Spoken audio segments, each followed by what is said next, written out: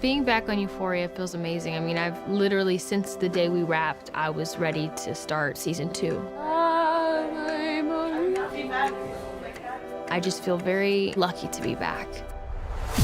It is a Christmas gift to 2020. You've been wrestling with these things out in the world. Well, we're gonna give you some tools to work it out. And we're gonna wrap it all in a bow, but it's gonna be messy when you unravel it.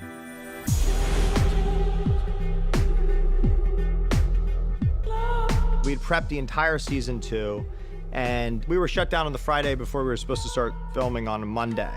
My instinct kind of immediately was, what can we do in the meantime?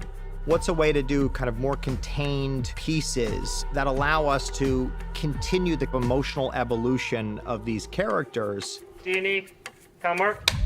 Sam had written a scene for season 2 that was Ali and Rue in a diner. I thought this episode was gonna be like some weird fever dream, and we're gonna be running around. There's lots of things going on, 178 scenes like he has in any episode. And then he sends me this script, and it knocked me off my feet. I just started to run with the idea of, well, what if we just never leave the diner and just stay inside of that conversation?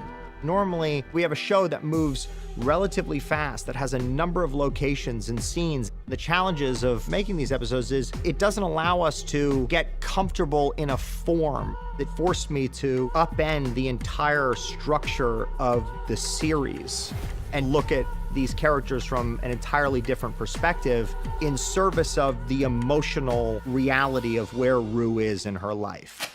Look, Ali, I know you don't believe me, but I'm doing really good, actually.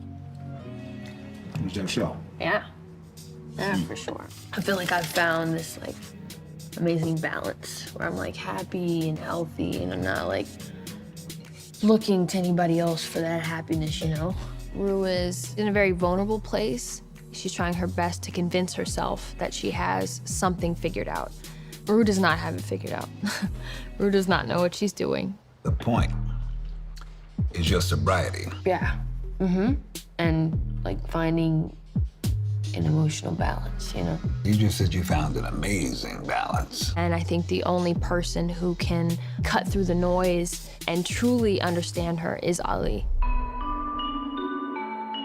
What's special about Rue and Ali's relationship is she can't bullshit Ali.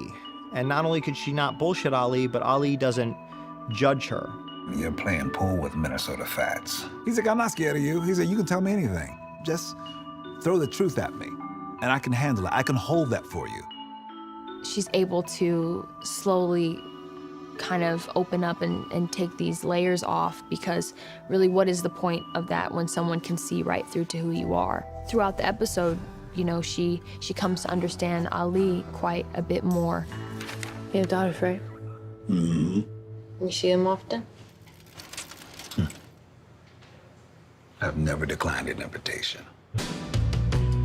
What I found super fascinating about Ali's backstory was the fact that he had 2 daughters and a wife. And I thought, wow, well, that's kind of cool, because he's dealing with a young girl.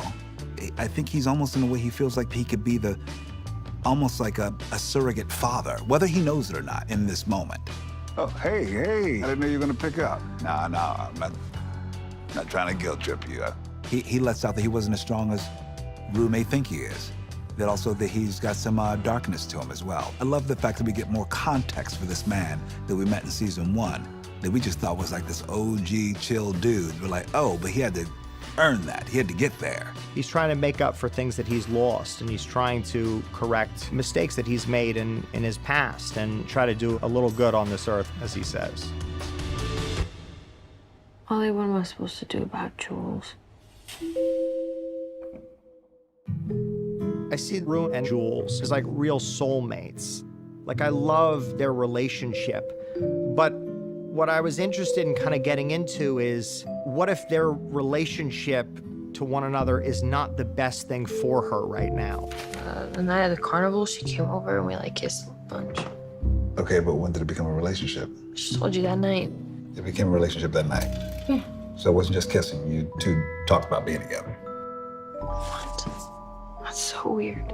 Rue fell in love with this idea of something that she never actually was clear about. And I think both of them don't know or have the emotional understanding to be able to have a conversation about how they feel.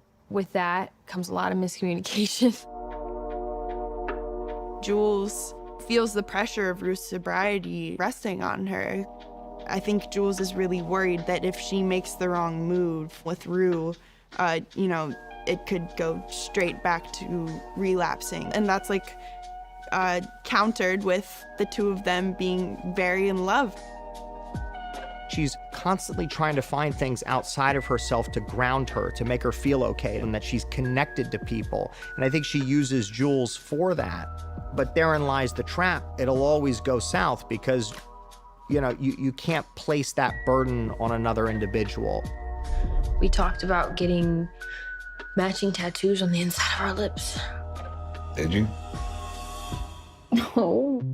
And at the same time, we're starting to see a little bit of Rue's unreliability as a narrator. This episode is starting to kind of sow the seeds that Rue's perspective is very much Rue's perspective, and she's not always accurate in her retelling of things. And she is limited in her ability to understand the other emotional worlds of other characters. And it leaves open the other side of the story, which is Jules's side.